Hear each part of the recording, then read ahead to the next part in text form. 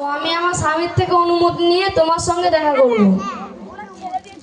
মা ফাতেমা রাদিয়াল্লাহু তাআলা আনহা বাড়িতে ফিরে গেলেন। তখন সেই কাঠুরিয়ার বিবি কাঠুরিয়ার থেকে অনুমতি নিল। কাঠুরিয়া অনুমতি দিল, বলল নবীর বাড়ি থেকে যারা আসবে তুমি তাদের সঙ্গে দেখা করবে, এটা কোনো অসুবিধা নেই। মা ফাতেমা রাদিয়াল্লাহু তাআলা আনহা পরের দিন গেলেন, গিয়ে জিজ্ঞাসা করলো, বোন তুমি কি আমল করো? তখন সেই কাঠুরিয়ার বিবি বলল, আমি কি আমল করি শুনবে?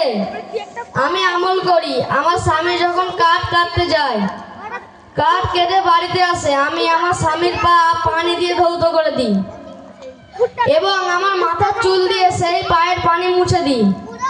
তাই মুহতারাম হাজরিন, স্বামীর খেদমত করলে আল্লাহ সন্তুষ্ট হবে। তাই আমার মা বোনেরা, তোমরা স্বামীর খেদমত করবে।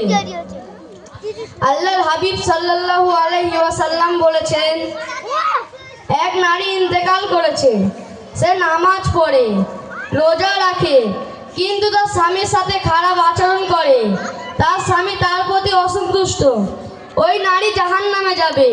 যেই নারীর প্রতি তার স্বামী সন্তুষ্ট, ওই নারী জান্নাতে যাবে। আল্লাহর হাবিব সাল্লাল্লাহু আলাইহি ওয়াসাল্লাম বলছেন, নারীদেরকে বলছেন, তোমরা কোনো সংসারী কাজে ব্যস্ত আছো, তখন যদি তোমার স্বামী ডাক দেয়, ওই সমস্ত কাজ ফেলে রেখে তোমার স্বামীর ডাকে সাড়া দিতে হবে। তাই আমার মা বোনেরা, স্বামী বলল, এই জামাটা কেচে দাও বা এই জিনিসটা এনে দাও, তুমি যদি সেটা শোনো, ওটা স্বামীর হুকুম আদায় করা হবে। স্বামীর খেদমত, স্বামী না বলার আগে সেই জিনিসটা করে দাও। ওই জিনিসটার নাম হলো স্বামীর খেদমত করা। স্বামী অনেক কষ্ট করে বাড়িতে আসে, তুমি পানি নিয়ে তার সামনে যাও, খাবার নিয়ে তার সামনে যাও, তার সামনে গিয়ে মুচকি হেসে ফেলো। তোমার ওই হাসির কারণে স্বামীর সমস্ত কষ্ট পেরেশানি দূর করে দেবে আল্লাহ সুবহানাহু ওয়া তাআলা। তাই আমার মা বোনেরা, তোমরা প্রত্যেকে স্বামীর খেদমত করবে। এই বলে আমি আমার বক্তৃতা শেষ করছি। আসসালামু আলাইকুম। এখন বক্তৃতা করে শোনালো আফতাব। আফতাব শেষে একটা কথা বলল, যারা পুরুষ তারা সকালে চলে যায়, অনেক কাজ করে, মাথার ঘাম পায়ে ফেলে, অনেক কষ্ট করে আসে। যখন ওই কষ্ট করে বাড়িতে আসে, যদি তার বিবি সামনে গিয়ে যদি মুচকি হেসে ফেলে, ওই কষ্ট দূর হয়ে যাবে, আল্লাহ সুবহানাহু ওয়া তাআলা দূর করে দেবে।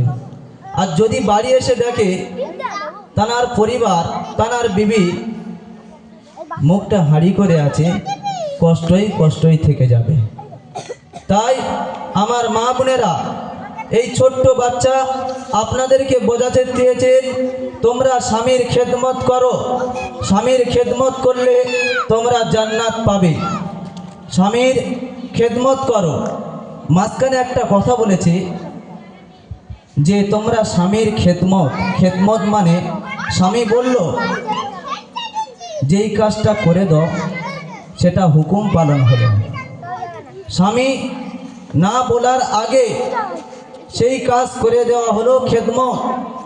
তাই আমার মা বোনেরা, আমরা প্রত্যেকে স্বামীর খেদমত করব। এখন বক্তৃতা রাখছেন আরিয়ান। হাজরাতকে বলা হচ্ছে, হাজরাত তোমার বারবার ডাকা হচ্ছে,